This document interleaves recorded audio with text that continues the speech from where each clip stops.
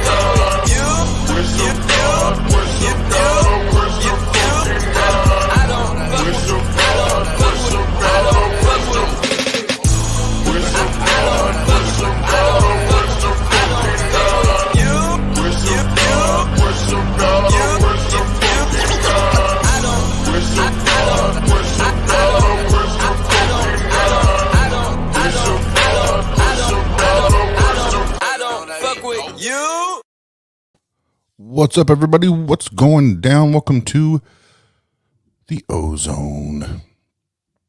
And yeah, we'll just get straight to the proceedings this evening. We will be taking a look at the debate from, I believe it was last, I want to say it was last week.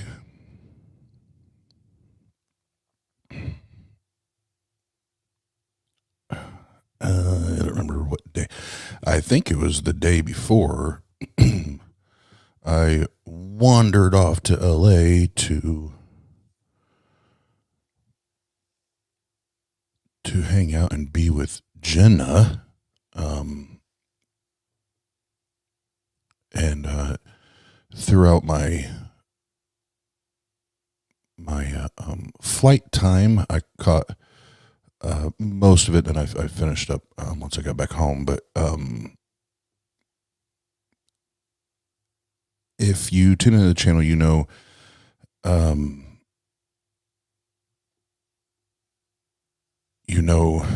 that I'm a mythicist, and I love hearing apologists try to wiggle around, wiggle around, and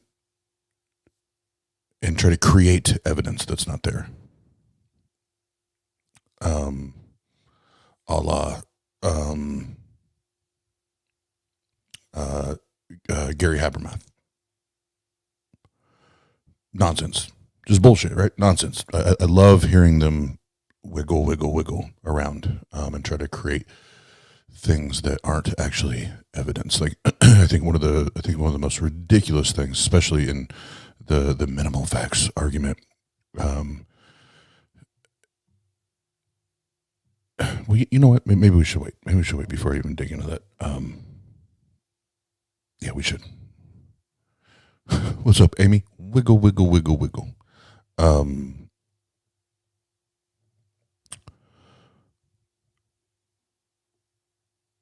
Yeah, I'll wait. But real quick, what's up to everyone in the chat? Thanks for hanging out.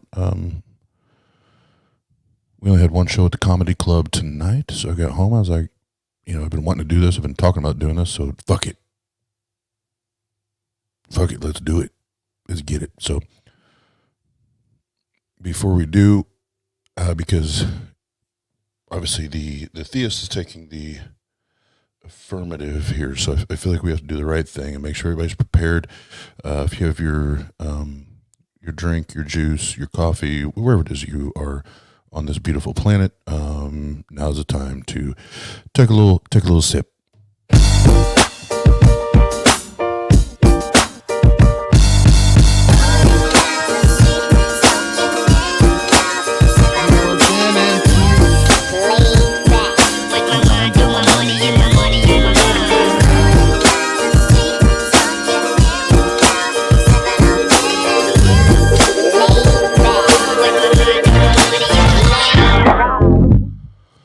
And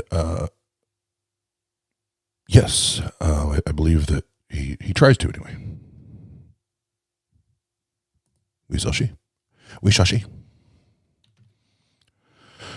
That's not what I wanted. And here we go. Oh, hold on, I'm going to speed the playback up on this.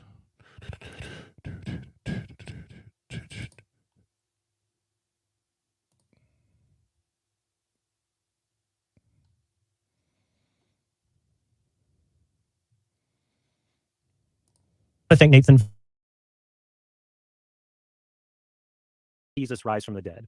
This means that Doug has the burden to show the answer is no, not just I don't know, and I need to show the answer is yes. To proceed, let's follow this principle. Things are as they appear unless evidence suggests otherwise. This keeps us from being irrational skeptics and from believing anything just because we want it to be true. So does Doug have any good reasons to say Jesus did not rise from the dead? And you might say, well, dead people stay dead, so we know Jesus didn't rise from the dead.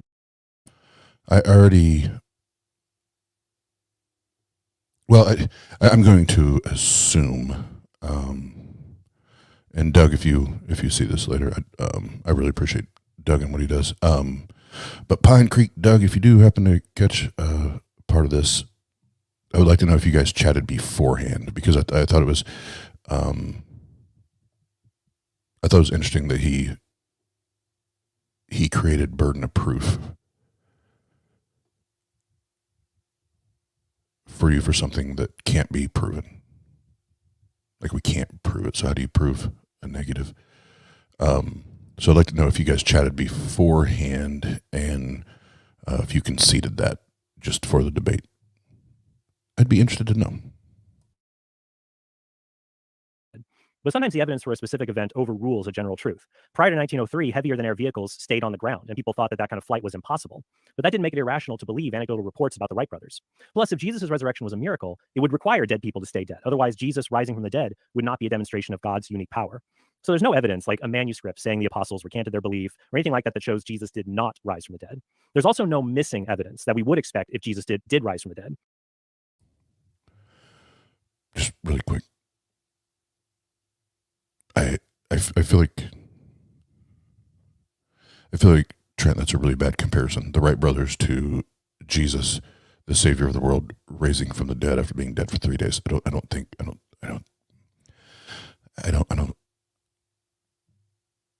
think that's exactly the way, or I don't think that's exactly the direction you want to take. But by all means.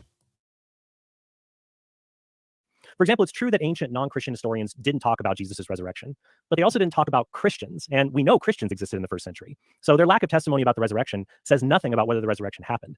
Instead, we have the evidence we would expect if Jesus rose from the dead and only appeared to his disciples. Now, let's talk about where we agree. Doug and I agree Jesus existed, he was crucified, and that his disciples, as well as a later convert named Paul, all at least claimed to have seen a resurrected Jesus. We also agree that they were sincere in their belief, and I would say this can be shown by their willingness to suffer when preaching the gospel without any kind of comparable reward in return. But maybe they were sincerely mistaken. The most common alternative explanation is that the disciples had some kind of socially contagious, grief-induced hallucination. One person sees risen Jesus as a personal hallucination, and soon other people feel compelled to say the same thing. But there are 7 problems with this explanation. 1, we should be skeptical the disciples were grief-stricken. It's equally likely they were angry that they wasted years of their life following yet another failed Messiah. So we don't have evidence that they were all prone to having grief-induced hallucinations.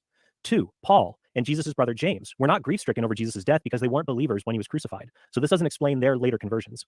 3, studies on grief-induced hallucinations show that true hallucinations are not common. Naomi Simon's 2011 study showed that the majority of widowers do not experience grief hallucinations. The Hayes and Ludar 2013 study only found 1 case of grief-induced hallucination involving a non-family member. Nearly every single case involves family members. And a 2020 meta-review of these studies showed that these cases, they involved feeling the presence of a deceased person, not actually interacting with someone. Only 2% involved hallucinating a tactile experience of the dead, which is the only case that parallels what we have of the prolonged encounters with an embodied Jesus that are described in Luke and John's Gospels, and as well are also described in Paul's letter when he says that Jesus appeared to the 500 at once. Grief hallucinations also tend to persist for many years after death, but the claims that Jesus appeared to his disciples stop after just a few weeks after the crucifixion. So the question still remains. If Jesus appeared to the 500,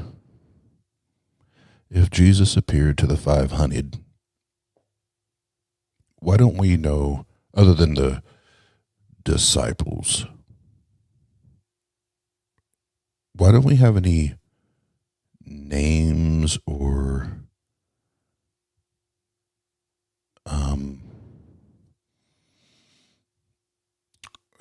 identification or anything for at least like the 500?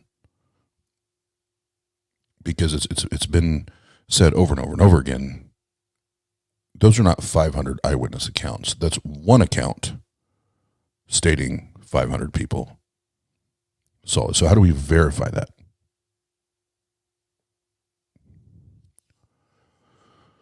How do we verify that there was actually 500?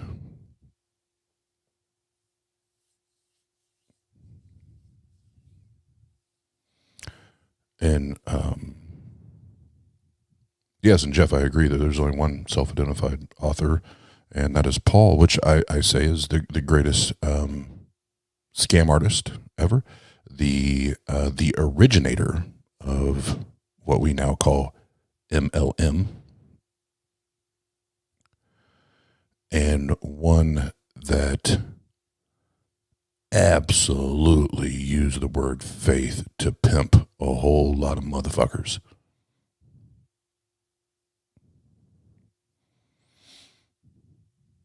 So, thanks, Paul. Appreciate you.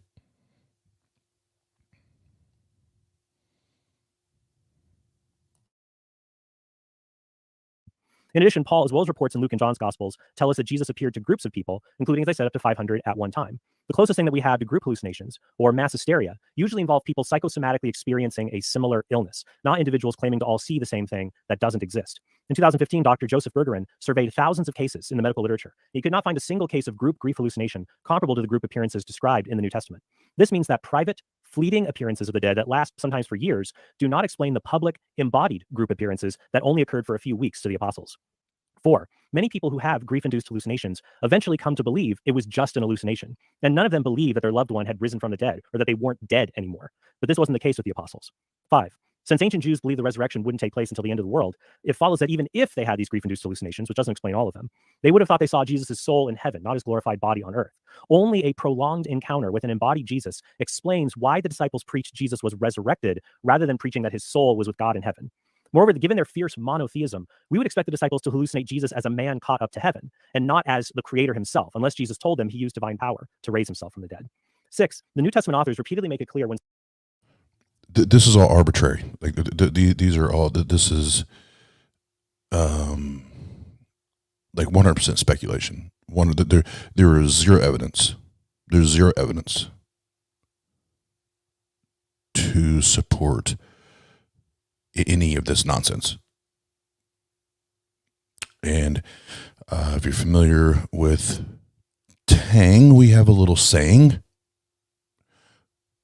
Trent, we need the evidence.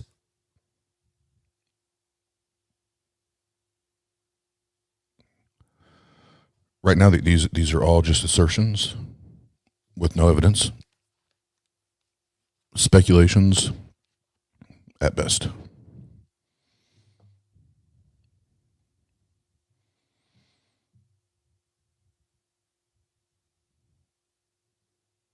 Yes, and Shane, I agree. It's you can't prove me wrong, so I'm right. And Trent, that's where you're wrong.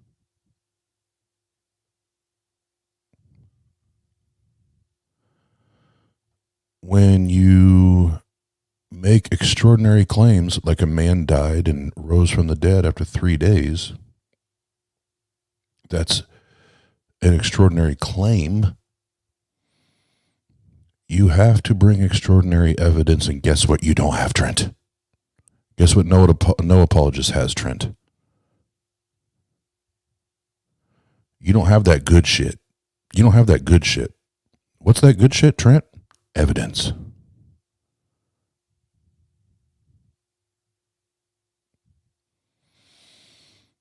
Just saying, bruh.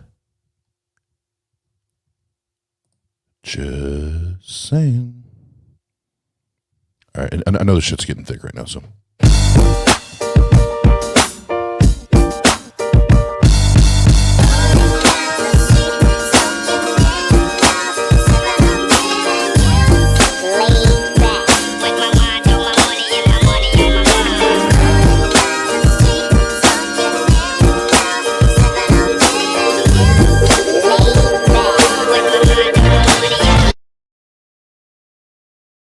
And someone has a dream or a vision, in Greek, orama, and when they think they've seen a ghost or a spirit. But none of those words are ever used to describe Jesus' resurrection body. In fact, the Greek words for resurrection, anastasis and agero, are never used in the New Testament to refer to spirits being raised. There's also no good reason to doubt Luke's testimony that the apostles sincerely believed Jesus was physically resurrected, given Luke's connection to Paul, his track record of reliably recording details in the book of Acts, and the unanimity of the authorship of the gospel attributed to him. 7. Since the resurrection was preached in Jerusalem within a few weeks of the crucifixion, the disciples or enemies of the faith could have checked Jesus' tomb to see if they were hallucinating. To make a comparison, since 2010, the Spanish government thought that Juana Escudero was dead and buried in a certain grave due to a clerical error.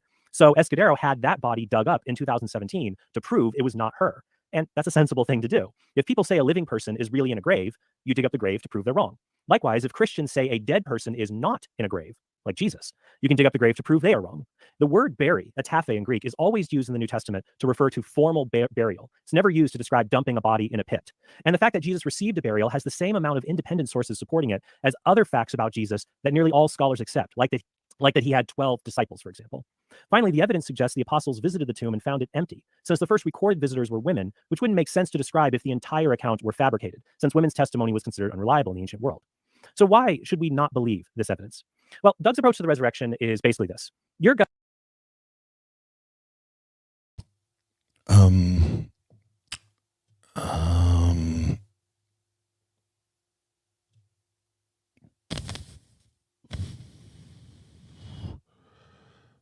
Trent,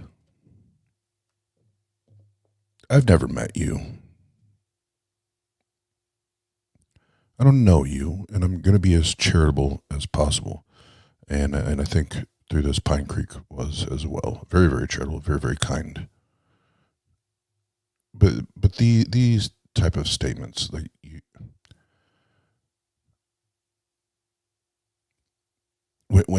anytime I hear a Christian or Christian apologist start talking about independent sources or eyewitness accounts, you already lose a lot of credibility, like out the gate. This is just your opening statement. Because the closest thing we have to an actual eyewitness account is Paul. But guess what? Paul only experienced a vision or a hallucination or a dream or maybe a nightmare. But come on, Trent. Do better. Be better.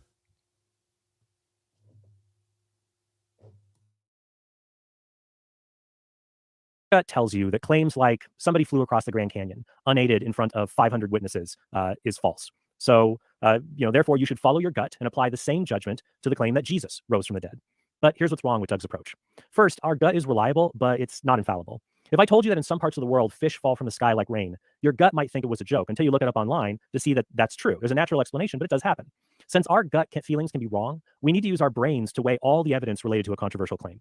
Second, when we do that, we see that our gut rejects the examples that Doug gives because they have less evidence than the resurrection. The most obvious example against a case of a flying man would be the lack of flying man believer communities that could be traced back to sincere witnesses that founded them, which originally included outsiders who were converted. We have that for Christianity, but not the flying man. Moreover, we can dismiss freak occurrences because there's no cause capable of breaking the laws of nature in that instance to make someone fly across the Grand Canyon. And if Doug says, well, the flying man is a miracle, we can doubt that too, because God does miracles in order to communicate a great truth to humanity, and that's lacking in this case. But even if Doug's hypothetical were exactly parallel to the resurrection, who cares? Doug's argument is like asking, you say it's irrational to eat moon rocks, but if the moon were made of cheese, would you eat it? To which I would say, if it were, I might, but it isn't, so I won't. Likewise, if there were a non-Christian miracle with the same evidence as the resurrection, I might believe in it, but there isn't, so I don't. And I know there isn't because if there were, Doug would just cite that miracle and ask why Christians don't believe in it and just ignore using hypotheticals entirely. If anything, Doug's past reliance on hypotheticals like the flying man proves the unique evidential quality of the resurrection. Antony Flew, who was one of the most famous atheists in the Western world, said that, quote, the evidence for the resurrection is better than for claimed miracles in any other religion. It's outstandingly different in quality and quantity. Now, in some cases, Doug has offered real counterexamples. If you believe the disciples, he said, why don't you believe Joseph Smith and an angel gave him golden plates to make the Book of Mormon? First, even if the evidence were the same in both cases, a Christian could believe this event happened without accepting the truth of Mormonism. In Galatians 1:8, Paul tells his audience that, quote, if an angel from heaven should preach to you a gospel contrary to that which we preach to you, let him be accursed. In that respect, Smith may have received a false gospel from a malevolent spirit, since it contradicts established divine revelation, like when it claims God is a man who lives near a celestial body named Kolob. It also contradicts historical facts, so we know it isn't divine. For example, even atheistic archaeologists can tell you where Jerusalem, Bethlehem, and even tiny villages like Nazareth existed and who lived there in the first century, even if they deny any miracles took place there. But nobody, Mormon and non-Mormon, can tell you where any of the alleged cities in the Book of Mormon are located. Estimates of the location of major cities the size of Jerusalem, like so-called Zarahemla, range from Central America to Southeast Iowa. The same is not true of the Bible, since Christian and non-Christian scholars agree on many basic facts related to Jesus' death 2,000 years ago, whereas only Mormon scholars believe in facts related to what Jesus allegedly did in the Americas 1,600 years ago. In fact, when we look at the evidence for Christian and Mormon miracle claims, we see significant differences between them. For example, the 8 witnesses to the golden plates, who were all friends and family of Smith, said they saw something that looked like golden plates, but this could be a natural artifact. It may also be the case they only saw the plates under a cloth and said they saw them with spiritual eyes. When it comes to Smith's testimony, we have evidence it was not sincere, given that Smith used his status as a prophet to acquire civil power and multiple wives, some of whom were only 14 years old. Also, Smith dying in a shootout in a county jail is nothing like the disciples being willing to die for their belief in Jesus. Finally, when it comes to the 3 witnesses, Oliver Cowdery, David Whitmer, and Martin Harris. But how? But why? How and why is that so absurd and so different? What? I don't understand why you would claim that that's absurd. The way I see it, both John Smith and then the disciples, if all of that's true, they were all still willing to die for what they believed in, according to your claims.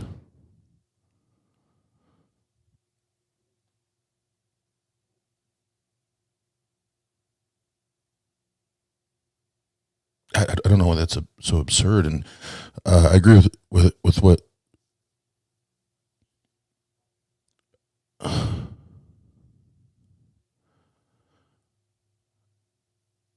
this part's mind-numbing, but I agree with what my beautiful girlfriend said as far as the trusting your gut. Trent, you trust your gut. You just have a different word for it.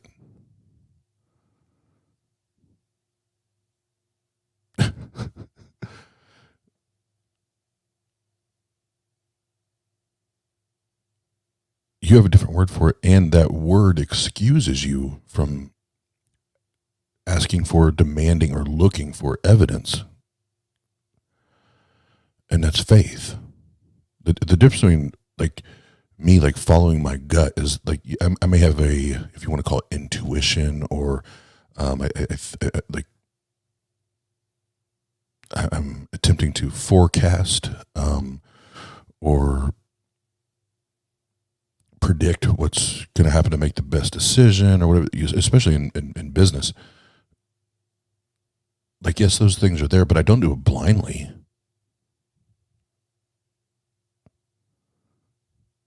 I don't do that blindly. I still want facts. I want evidence. I want data. I want trends. I want all of that. But I don't just, hey, I walk by faith and not by sight. Fuck no.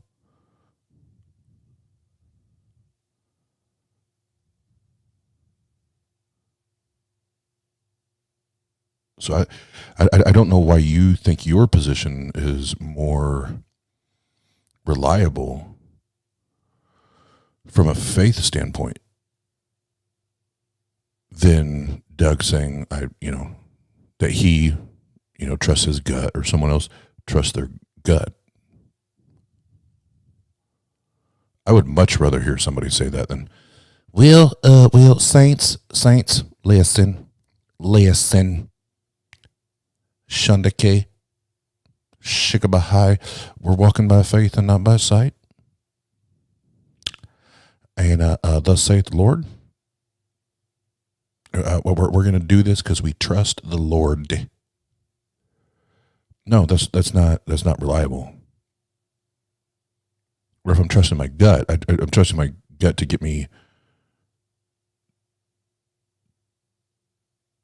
to help me arrive to okay, this is how I feel. This is what I'm seeing. This is what I'm observing. Now, what, based on the facts, based on the data I can collect, or the facts I can collect, then I'll make my decision. But it wasn't just, I trust my gut, fuck it, let's do it, and I make uninformed decisions.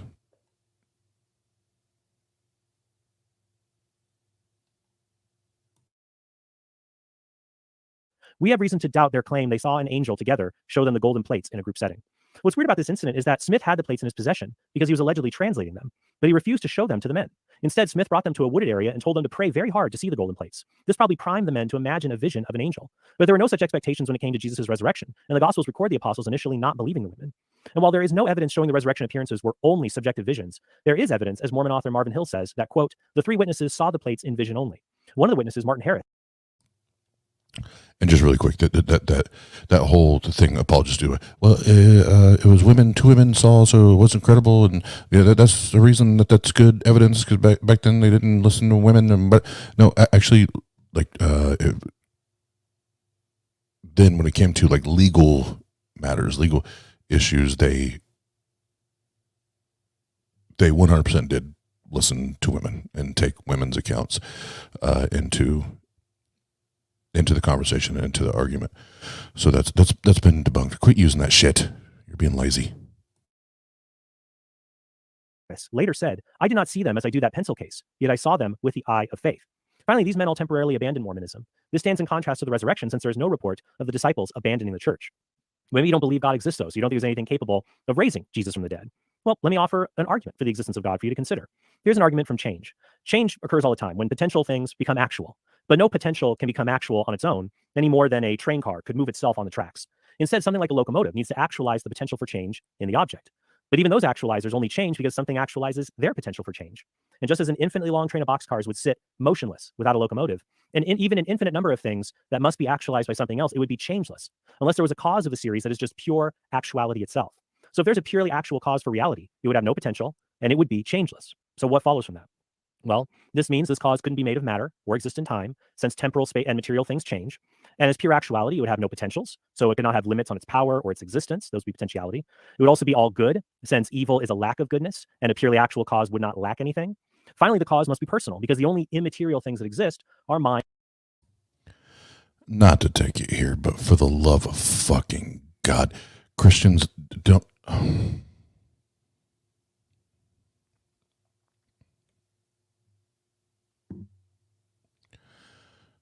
Especially with current state, current climate globally, I would really be hesitant to talk about the all-loving, all-knowing, all-merciful part of your claim with this God, because there's a lot of shit going on that God, if he really cared about his creation,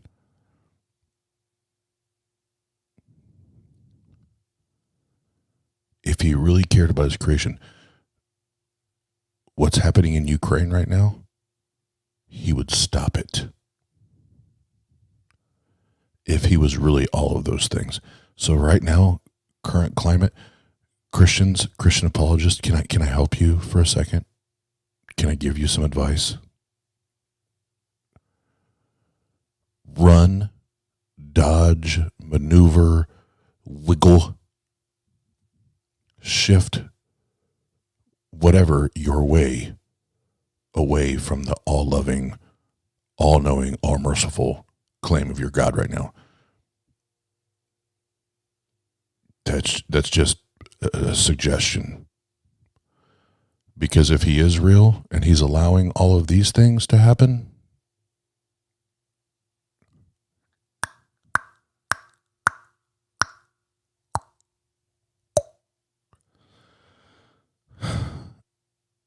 he's not those things. He's not those omnis, bruh.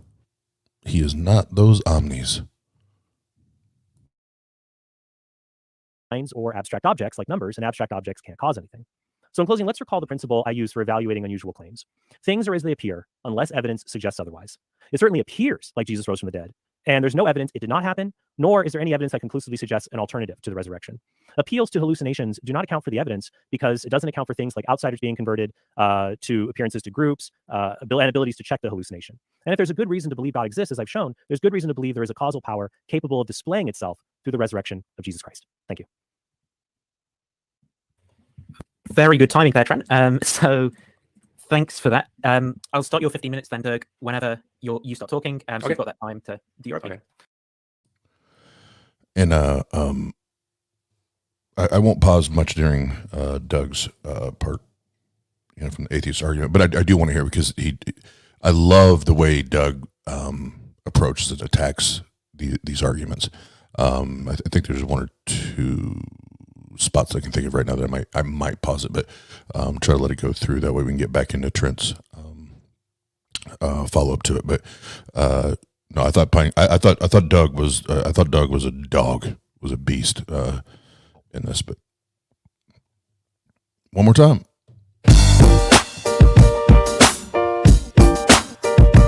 Yeah.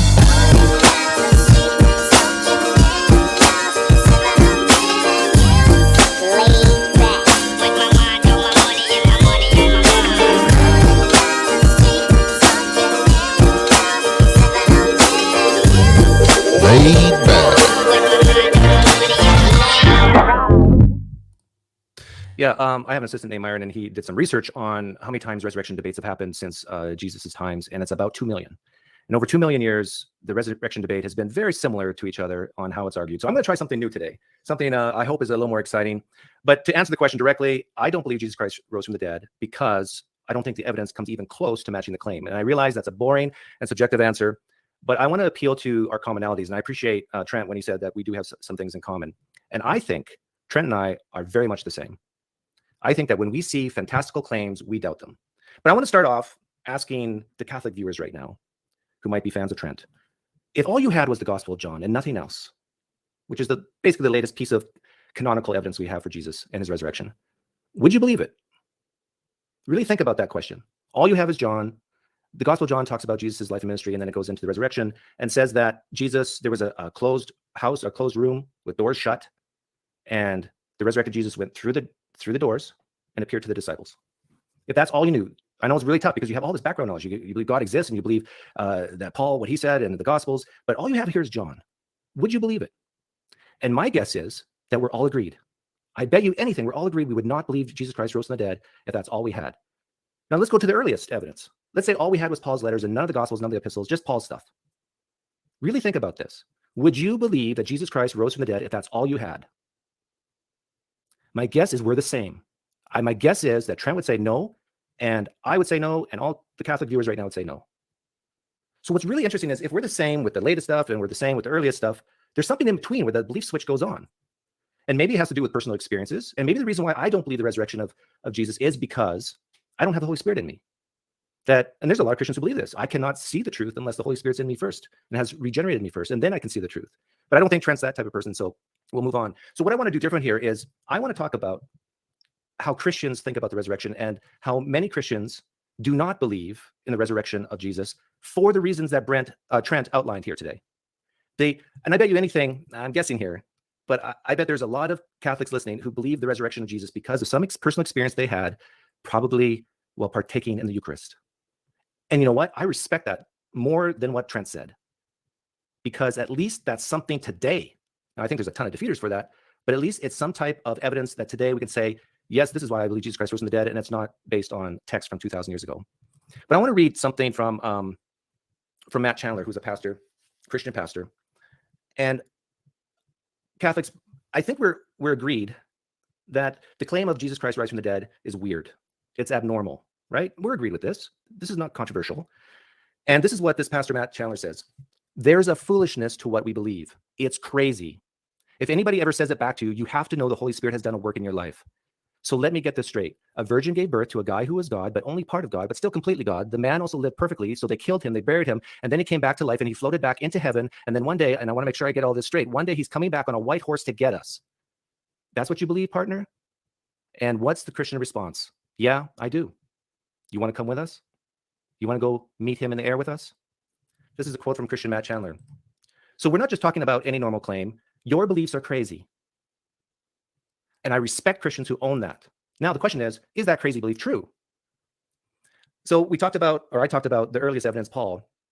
And if you agree with me that you wouldn't believe that Jesus Christ rose from the dead just based on Paul, let's move on to the Gospels, because we need more, right? This is Mike Licona from Insight 2020, October 2020. And this is on the topic of first-hand accounts, and which leads to the synoptic problem. Quoting Mike Licona, and I tell you, I love Mike Licona. Let's really listen to this story, and you'll get a sense of why a lot of what you read in the Gospels should not be trusted. Let's say 5 of us are at a restaurant, we're having dinner, and we notice a couple at the table next to us, and they're having an argument. And we're watching the argument intensify over the course of 10 minutes. And finally, the couple stands up, they're yelling at each other. The woman takes a wine bottle and breaks it across the guy's cheek. And then the paramedics and the police come. They arrest the woman and take her off in cuffs. The paramedics work on the guy's face. A police officer comes over and asks the 5 of us to report and write down independently what we saw and what we heard. The police officer gets those written reports back, and he looks and sees there's virtually verbatim, word for word in many of those instances. That police officer is going to be suspicious that there's collusion involved, collaboration. But there's more. That couple that we saw argued in Spanish. Fortunately, us 5, we are all fluent in Spanish, but the police officer is not. So the police officer asks us to translate that argument into English. And anyone who's remotely familiar with another language knows there's no one-to-one correspondence in translation. And even if you do translate something differently tomorrow, it'll be different than today. But the police officers, get it back, and they see there's still one-to-one correspondence, in many cases, word for word in our translation of what was said and done. The police officer, all the more, is going to be suspicious that we have colluded with one another. But there's still more, because it's not just 20 minutes later that we're writing these translations down. It's decades later, 30, 40 or more years later, that we're recalling these things, word for word translated. Now the police officer is rightly going to know that we worked with one another on this. This is all Mike Licona, Christian Mike Licona speaking. With the Gospels, you've got Jesus mainly speaking in Aramaic. It's been translated into Greek. It's almost word for word and reported at a minimum of 20 years later. And just like Mike Licona gives in this narrative, that one is rightly to be suspicious of the account, we should be suspicious of the account of the Gospels. Now, I ask you again, if you answered that Paul's letters alone is not enough, and we add the Gospels in, and you agree with Mike Licona that one ought to be suspicious of what's being reported here, I think you're done. I think you have no good reason to believe this. Now, getting back to Paul.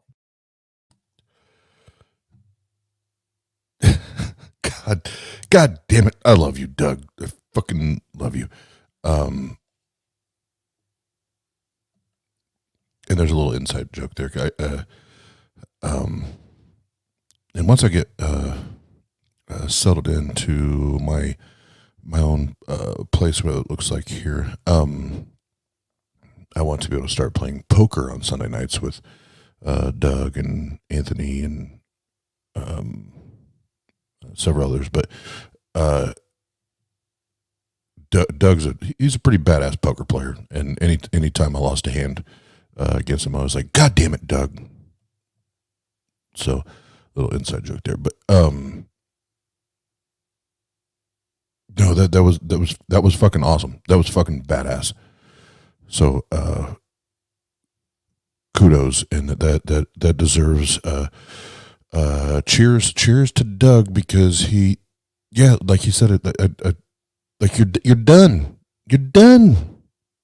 I don't think you have a good reason to believe in what you believe in, homie.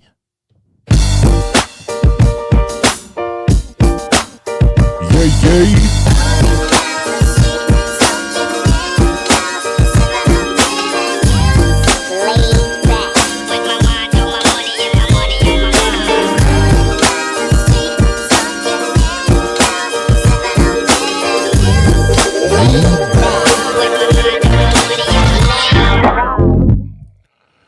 And Man Bear Pig, it's not fair when Doug plays poker. He has Satan on his side. That's true. That's true. And I've said that before when we play live. Absolutely.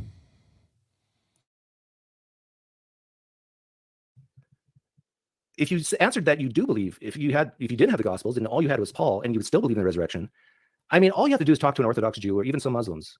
And I tell you, they view Paul as a shyster, as someone not to be trusted. Rabbi Tobias Singer would say that Paul purposely misquoted the Old Testament. Now, I can understand if someone just made a mistake, but if a Christian comes to believe that the Apostle Paul purposely did this, I think you're out at this point, right? It takes all the credibility off. Now we get to Christians like Dale Allison. When we're looking at the Gospels and we're trying to figure out, okay, do we have an accurate portrayal of what happened in the past? We need to know if these people are independent from each other. And this is Christian Dale Allison, New Testament historian. If you think Mark was written by John Mark and Luke by Luke, which I think Trent does, they're all together in Paul's epistles. They're hanging out together. They're talking to each other. And the author of Mark is talking to Paul in the traditional theory. And as well, Peter and Luke is talking to Paul. They must be sitting around the campfire or the shop talking about these things off and on. And if Mark is getting some of his stuff from Peter, and you think John is the son of Zebedee, that he wrote John, well, the first few chapters of Acts have Peter and John hanging out together, spending all sorts of time together. They're also together in Galatians. So if you have a modern trial, what you don't want from the witnesses is to have them post-event contact. You want to have truly independent witnesses. And as far as I can tell, on the traditional theories of authorship, all these people are talking to each other all the time. So they're not truly independent in any way at all.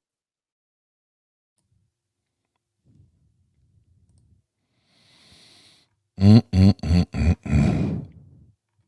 the wall falls down, and the ball falls down.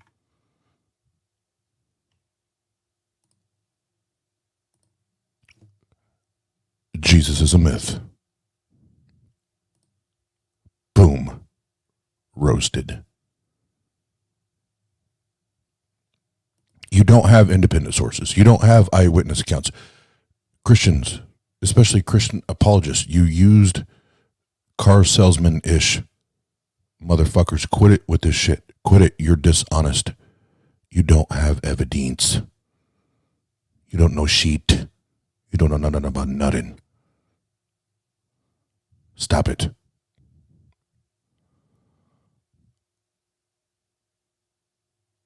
If there were actual evidence for a Jesus, the Savior of humanity, if there were evidence for a Yahweh God, we would know it.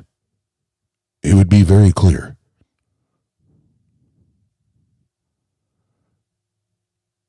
We're talking about the two, I'm sorry, the Holy Spirit, maybe we can leave that out because it's a spirit.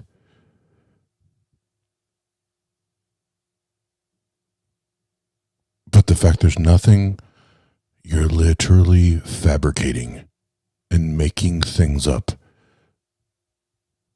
really to convince yourself that said thing is real. Because the only ones buying it, the only ones believing it, are the ones that want to believe it. They need it.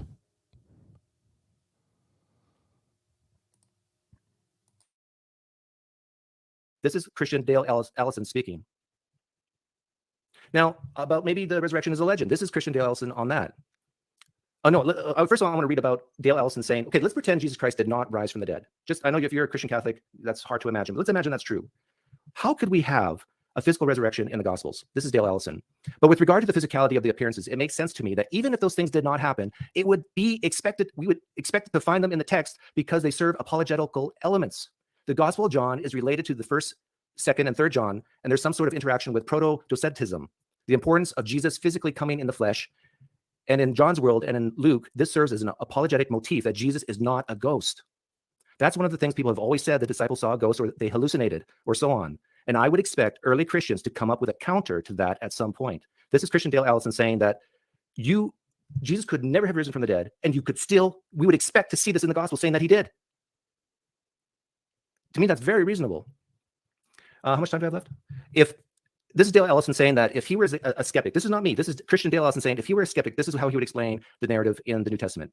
I wouldn't deny Jesus was buried because I think the evidence favors that view, and I wouldn't deny the tomb was empty. What I would say is this: we do have evidence for tomb in antiquity. We have quite a bit of literary evidence. We have epic graphical evidence for this. We know that bodies of people who died by violence, we know that parts of them were actually useful in magical recipes or thought that would be helpful, or so whatever the explanation. We do know that bodies were stolen for use and profit from tombs. So what I would argue is that the body was stolen. This would explain why the tomb was empty. This would explain why it happened at night. This would explain why the stone was rolled away, not put back. Then perhaps a bereavement vision. Mary saw Jesus, one person. She encountered him briefly. Then the reason they said he had been risen from the dead is because Jesus had a near expectation that he lived in an end times universe. He thought the end was coming soon, and as a first century Jew of a certain sort, he thought that meant the resurrection was soon. Things would go bad, the saints would die, they would be persecuted, and the end would come, and it would involve the resurrection of the dead. So I would say maybe Mary and Peter, two people, were expecting the kingdom of God to appear immediately. So they say, oh, the resurrection of the dead has begun, or Jesus has risen from the dead. Or it's all fabricated, it's all bullshit because Jesus is a myth. You're never going to find a mythical body inside of a mythical tomb or inside of a mythical grave. How about it's just Jesus is fabricated? Jesus is a myth. Jesus never actually existed. That's why there's no body in the grave. Like, think about it. Like, let's just be logical, like common fucking sense. Let's just press pause. There's no grave. There's no body. There's no evidence for a grave. There's no evidence of a body. There's no evidence for other than the Gospels. And Paul, there's no reason to believe that this Jesus guy existed, let alone raised from the fucking dead. Why is atheist? Why do we concede this? Like, this is what this religion, this is Christianity's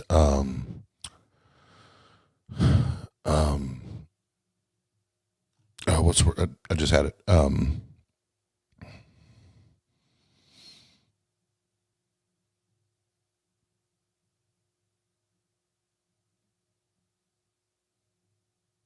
Yep, I lost the word I wanted to use, but like this is the end all be all for Christianity. If I came back to me, the linchpin, like this is the linchpin of Christianity. And Paul even said it. If there's not a Christ resurrected, all of this is in vain.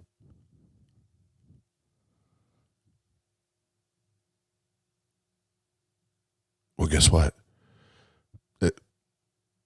I would say it's more likely than not, Paul, that it was in vain. Because other than your dream, your vision, your hallucination on the road they call Damascus, it's bullshit.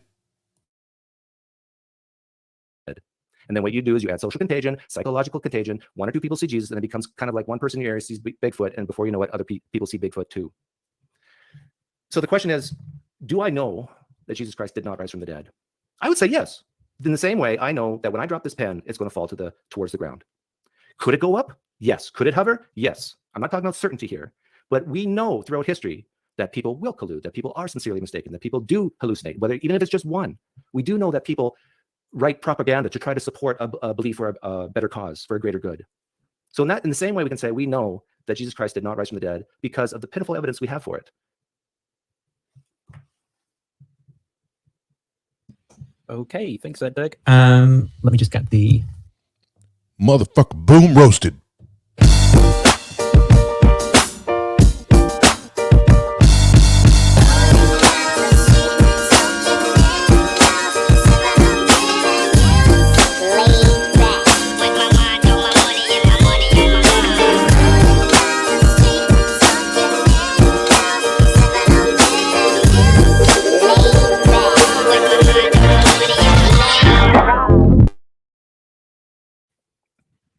screen back to normal. Sorry about that. Okay, so we're going to go into rebuttal rounds here. So we've got a couple of rebuttal rounds. The first one is 7 minutes, and then the second rebuttal is 4 minutes each. I'm not actually sure the official, like order of who would go first in a rebuttal. So normally is there a preference? we would alternate speakers. Okay, so I was thinking that, but then I was also thinking, if it's more recent in memory, does that confer an advantage? So, but yeah, it probably makes sense to do it that way. So if you want to go first, Trent, with your first 7 minutes on the rebuttal, and I'll start the timer when you're ready. All right. Well, first, notice that Doug's argument does not show the answer is no. At best, all it could offer is I don't know. Doug tried to make an analogy to gravity and a pen dropping, but how many experiments has he done with Jesus or with Jesus and those particular circumstances of him rising from the dead? This is about us exploring a unique historical event in the past. All he's done is cast doubt on evidence, not shown that Jesus did not rise from the dead. He asks, well, if all you had was John, would you believe it? Probably not. But if all I had were a few testimonies from astronauts for the moon landing and no televisions, no artifacts on the moon, I might doubt the moon landing. But once again, this is another one of those hypotheticals that Doug brings up a hypothetical instead of just No. See this is where, God damn it.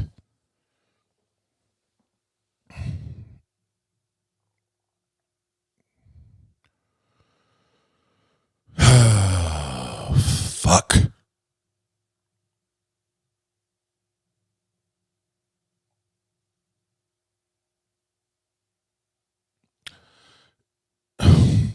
Come on, Trent. You're like this is just dishonest at this point. Oh, no, notice the Doug. Notice the Doug can't prove he didn't. He didn't.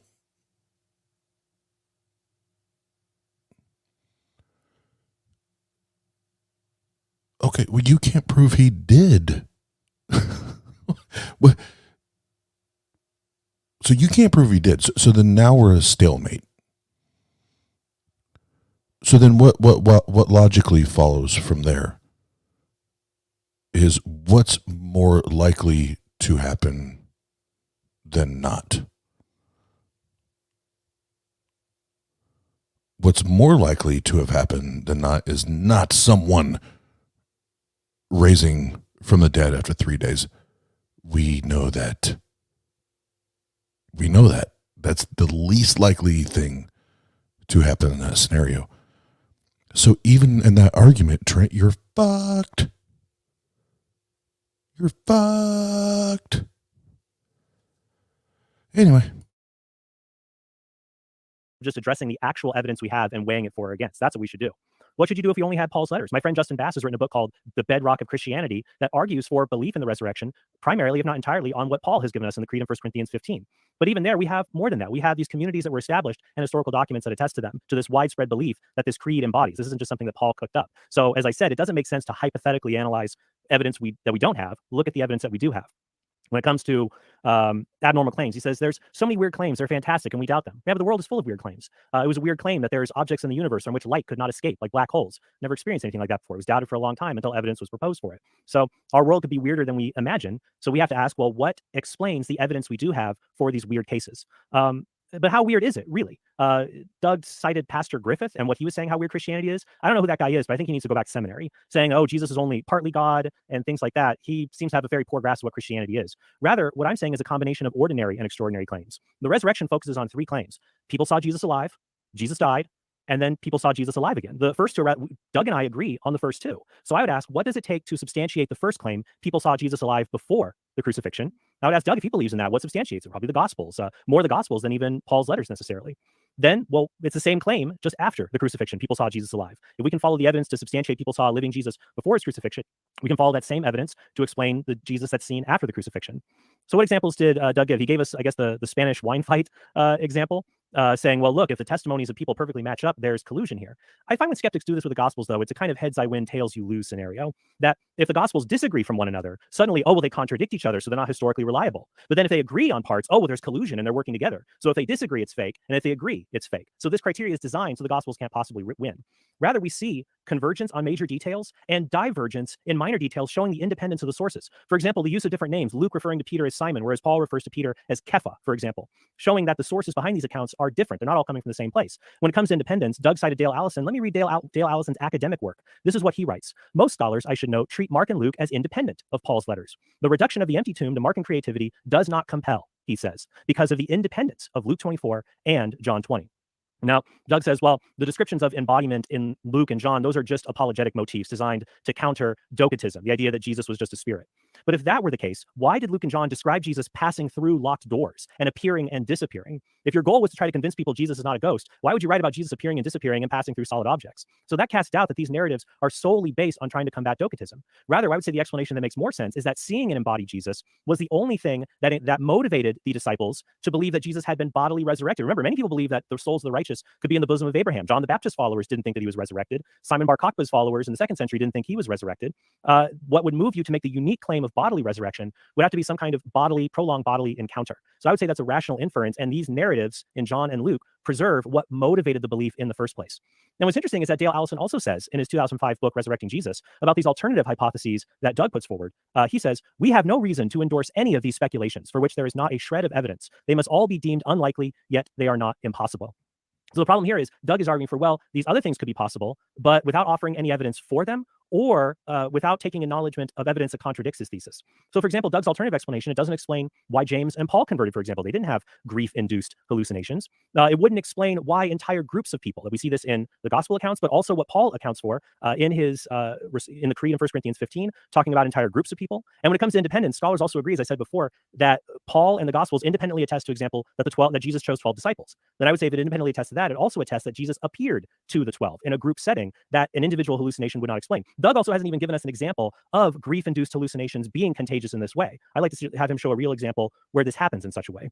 So his theory cannot explain the conversions of James and Paul. It doesn't explain why people believed in bodily resurrection, has to rely on tomb theft, which if there are guards at the tomb would preclude against that. And I think there's good evidence the guard testimony is historical. If it were fictional and made up, the guard would be based on Friday rather than Saturday.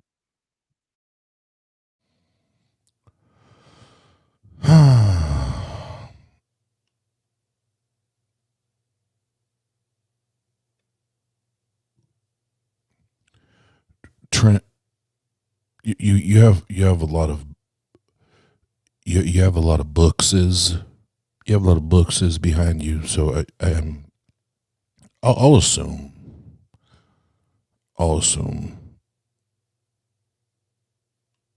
that you've read all those and you're a really, really smart guy. I'll concede that.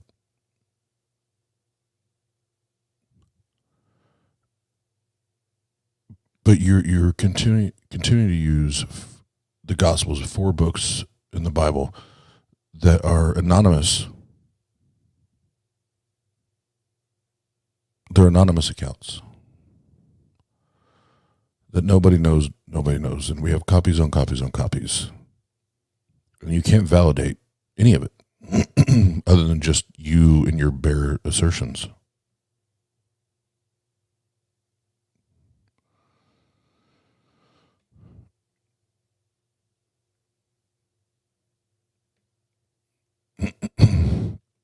You know, and one of my favorites as far as the Gospels, before we even get to the fucking crucifixion or the resurrection, is the virgin birth is bullshit, Trent.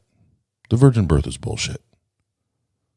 Number one, it's copied from other gods before it, but in the original text, it uses the word Alma, which Alma is simply means in the original text a young woman at the age to bear, has the ability to bear.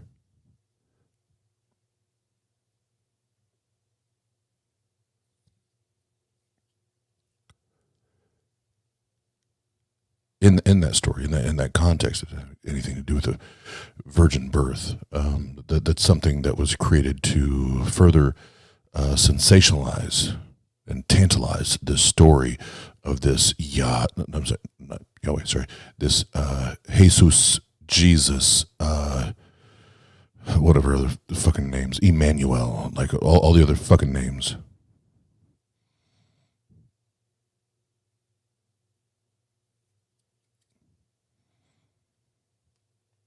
But the Gospels are not reliable until you demonstrate them to be such.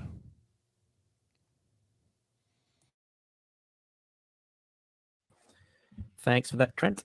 So then, and same goes for you, Doug. If you want to start your rebuttal whenever you're ready, and I'll kick off the timer for you when you start talking. Yeah, I find it interesting that he mentions the two guards. So I'll go let Doug go through this here, and I'll probably wrap up after this because the rest of it is just kind of rehashing. The tomb. This is William. By the way, everything that Trent said that I was saying, I was quoting Christians, what they're saying, okay? I haven't even said what I believe yet, other than that I don't believe Jesus Christ rose from the dead. But regarding the guards at the tomb, the last thing that Trent mentioned, this is William Lane Craig. Most scholars don't accept the historicity of the guard story.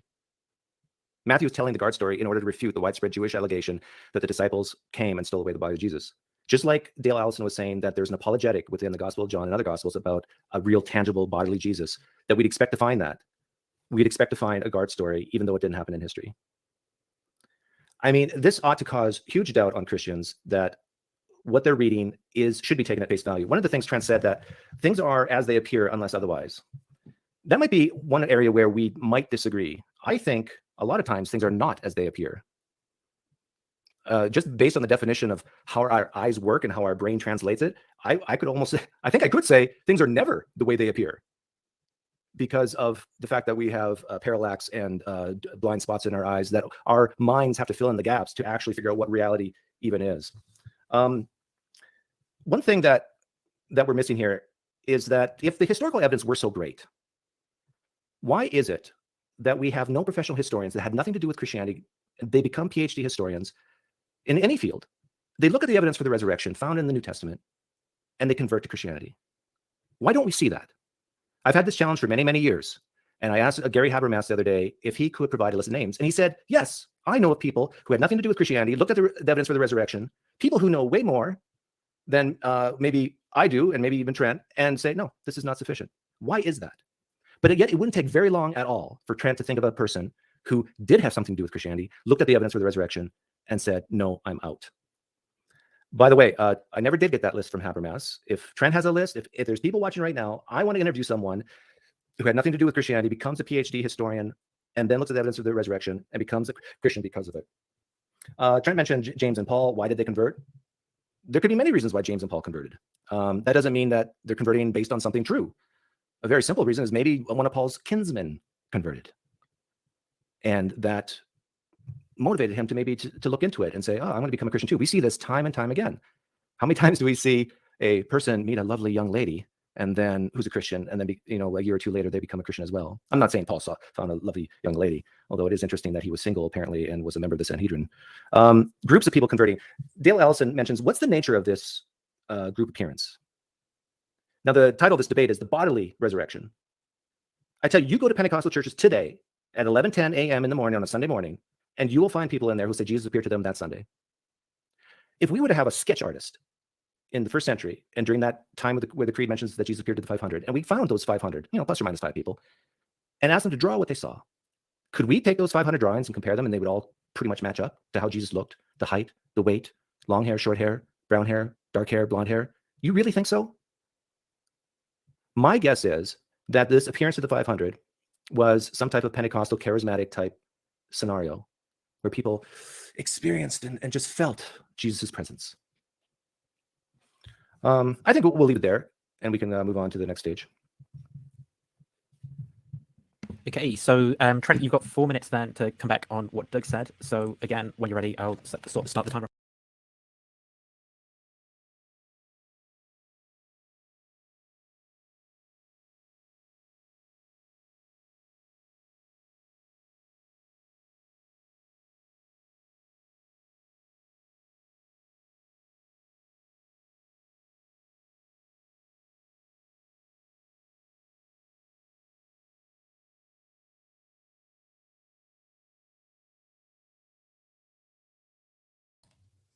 damn it. I'm a rookie, man. I just started yesterday.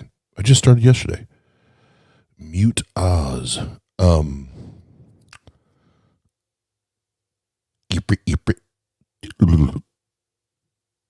Back to what I was saying, why it happened was, I said I'll break it off there because the rest of it, they kind of start repeating themselves. And if you're familiar with debates, like the last leading up to the closing statements, it's kind of, it becomes repetitive. So we'll leave it there. But I will say, I know this was Doug, Pinecreek Doug. I know this was Doug's first formal, formatted, professional, structured debate. And congratulations, Doug, because you fucking killed. And I think it was this next part, or the part after that, Doug does take, excuse me, Doug does take Trent through the Flying Man line of questioning, and it was very interesting to hear that. But other than that, it's a lot of the same, talking points throughout. But by all means, go to Digital Gnosis if you want to see the entire thing at regular time. Or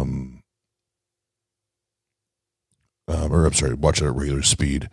And thank you, Jeff. I think I've watched the two creators that I watch the most is Telltale. So Owen, I got mad respect for Owen, and then Doug, and then Anthony Magnabosco. Those are the three that I probably watch the most.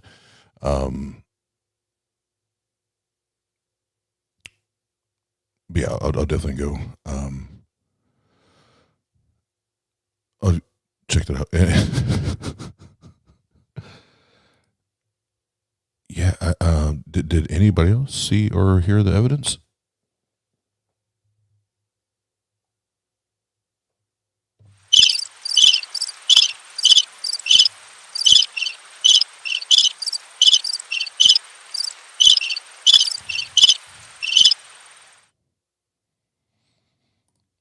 We need that evidence.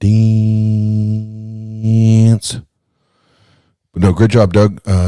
Especially considering that was your first formatted debate. That was badass. And Trent, again, I don't know you, and you're probably a great guy. I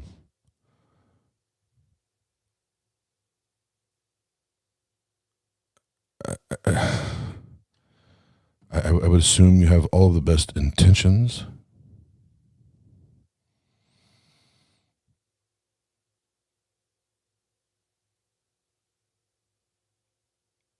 But I still don't know why you believe what you believe.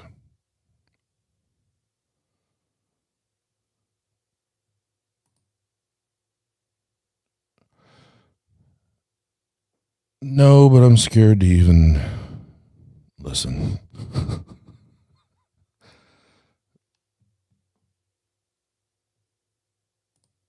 Oh, I'm not shocked. I am not shocked.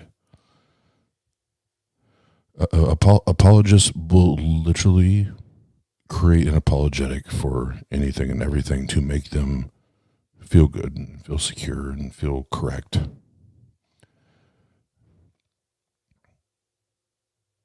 In their position.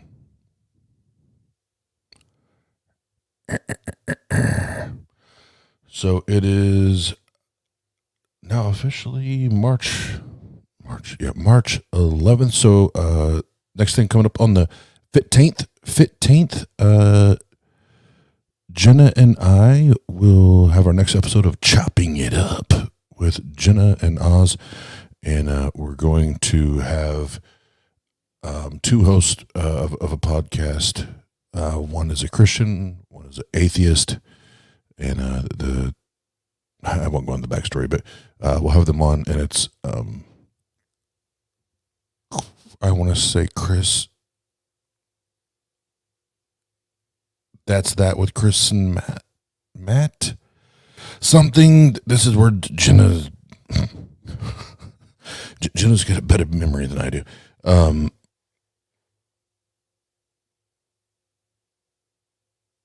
Yeah, it's gonna be fun. Let's just say that it's gonna be fun.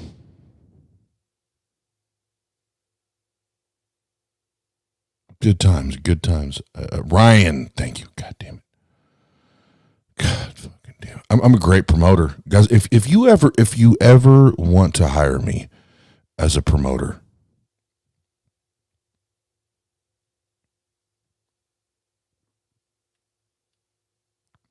I was trying to be fucking serious. If you ever want to hire me as a promoter, I will promote the shit out of your shit. I may not remember your name. I may not remember the name of your channel. Probably won't even remember what time you go live, but I'll promote that shit. I'll be your goddamn hype man all day. Even though when I send them somewhere, I have no idea where I'm sending them. I'll hype that shit up.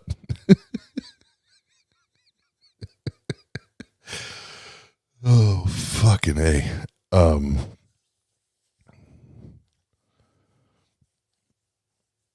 Oh, yeah. Senator Cato said, I'm hired.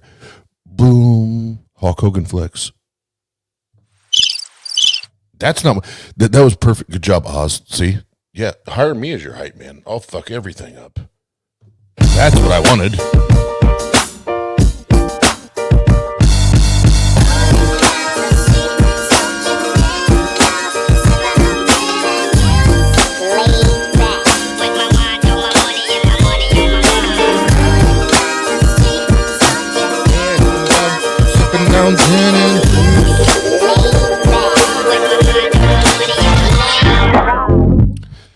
Yeah, Cray hit it on the nail. There's a person who does a thing at a time and it's bitching. Or as Kanye West mom would have said, R.I.P., that should be snapping no. It should be snapping no. Comedy! Oh, man. Andrew, quit judging my fucking crickets. I just, whatever Yahweh gives me, I just deal with it. I just deal with it. It's not my problem. It's God's problem. It's God's problem. Yahweh's a bitch.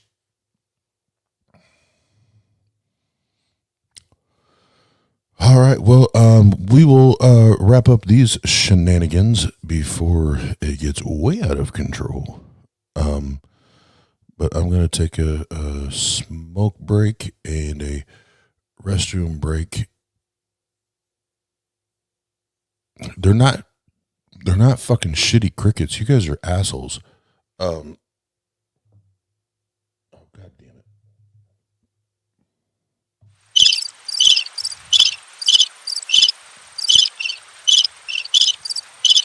Thanks, Jeff. Thanks for hanging out tonight. Appreciate it.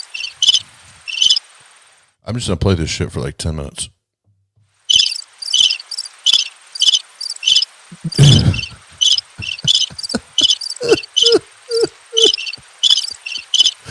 Oh, that's beautiful.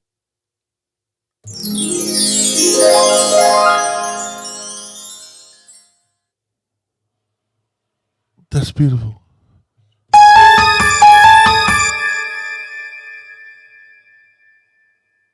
And finally, there you go. You're welcome. I'm here all night.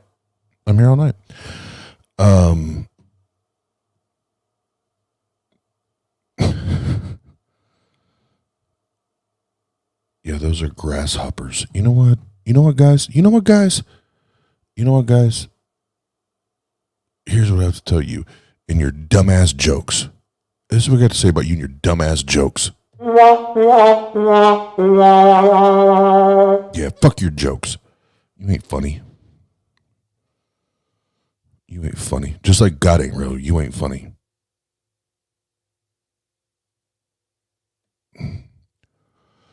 You ain't about that life. Yeah, and I am just now pressing buttons.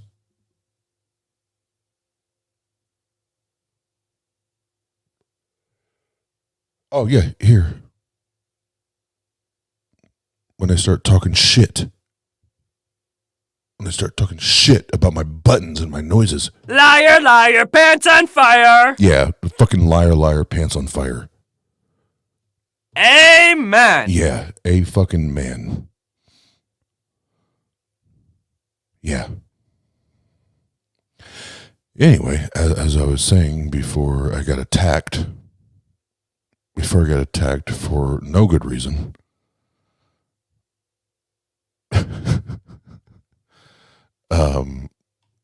Hallelujah. Oh, Jesus. I'm such a fucking idiot. Yeah, I'm gonna go take a little smoke break and get my shit situated. And I've got to finish this. I have to. I can't let it go. I have to finish this thing for Tombstone and Grayson. There, I got it right. So if y'all like to join me, I'll be doing that probably in a half hour or so, whatever. But I've got to get it finished up because it's bugging me because I haven't got it done. So appreciate y'all. No, I know it's Graydon. I keep saying Grayson on purpose because everyone corrects me every time I do it. And no, Jena, Jesus is a myth. Quit calling out to Jesus. I thought we already talked about this. All right, for those that want to listen in a few, I'll be there in a half hour or so. Love ya. Bitch loader, oh, I'm a son. If you fucking with me, oh, and Who want the smoke? Who want the smoke? Who want the smoke? Who want the smoke? Who want the smoke? Who want the smoke? I hear shots coming on the low from hoes I'm hiding. This attention is so flattering cause they admiring. Don't know what's on their mind, but it should be with timing. If the AARP or this AR get the firing.